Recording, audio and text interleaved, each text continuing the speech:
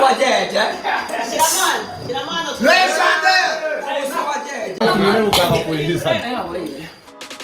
nk'uko mubibona ni ibyishimo byinshi kuwo bita Burikanu n'inshuti ze zabonye ko bamukuye mu gihome, dore ko agenda aserebura avuga ati ubwo abamuvuze bari hehe, nk'uko indirimbo ye ibivuga igenda ibigaragaza.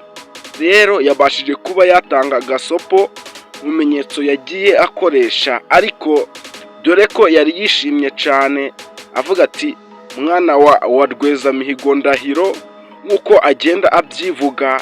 Yari inkuru ishimishije kuri we bakimara kuyimubwira ndetse n'inshuti ze.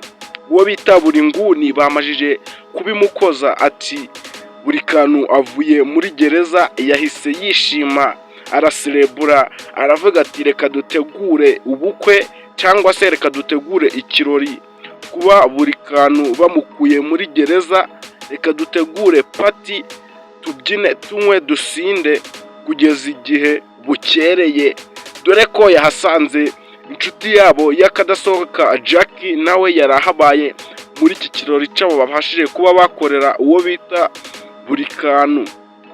Babashije kuba baserebura bitangaje, dore ko bagiye babyina bavuga ati ubwo abamvuze bari hehe, iminyururu twayiciye, nk'uko bagenda babyivugira mu ndirimbo yabo baba barakoze.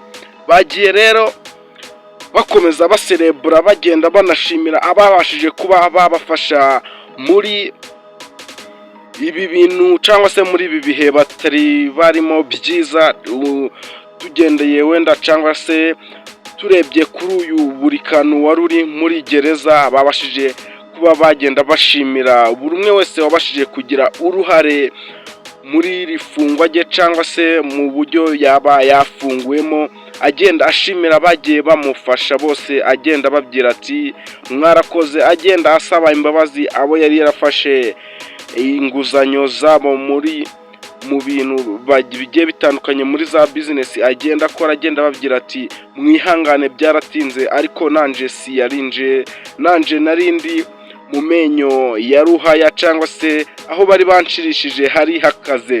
Nk'uko agenda abyivugira agenda avuga ati koko uza kutuka nabi cyangwa se uza kuvuga nabi azakubwira ati urakaja muri gereza, uwo azaba ari umwanzi wawe ntabwo azaba ari umukunzi wawe habe namba. Dore ko yagiye abyitangariza agenda aserebura avuga ati icyambere koko ni ubuzima, kuba ndi hano kuri iyi si cyangwa se kuba nabashije kuba nasohoka mu gihome cya gereza, ngomba guserebura n'inshuti zanjye, ngomba kunywa, ubuzima ni butoya, ngomba gusabana ku buryo ugomba kuvuga ati inshuti nyazo uzibonera hano mu bibazo. Dore ko yagiye abivuga ati inshuti nyazo ugomba kuzibonera mu bibazo bimeze usya, dore ko anagenda avuga ati uko byagenda kose mu buzima ntaho ugomba gukundwa n'abantu bose, ugomba kubimenya. Rero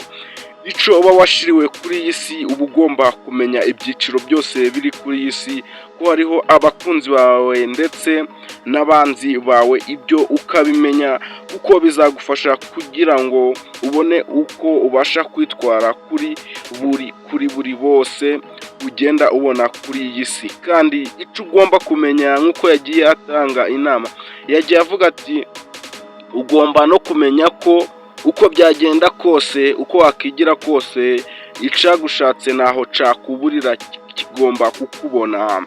Agenda avuga ati Imana ishimwe cyane, Imana yakoze ibikomeye, dore ko n'abakunzi be ba Burikanu bagiye banavuga ati Burikanu koko barakuziza iki, Burikanu koko bimeze bite, bagenda bavuga ati Burikanu bari kumubeshera, ibi bintu ntayabikora, nubwo yabikora nta mutima mubi aba afite. Rero bagiye babitangaza, ariko yabashije kuba yava muri gereza cyangwa se imbere y'ubushinjacyaha, yabashije kuba yahava ari umwere.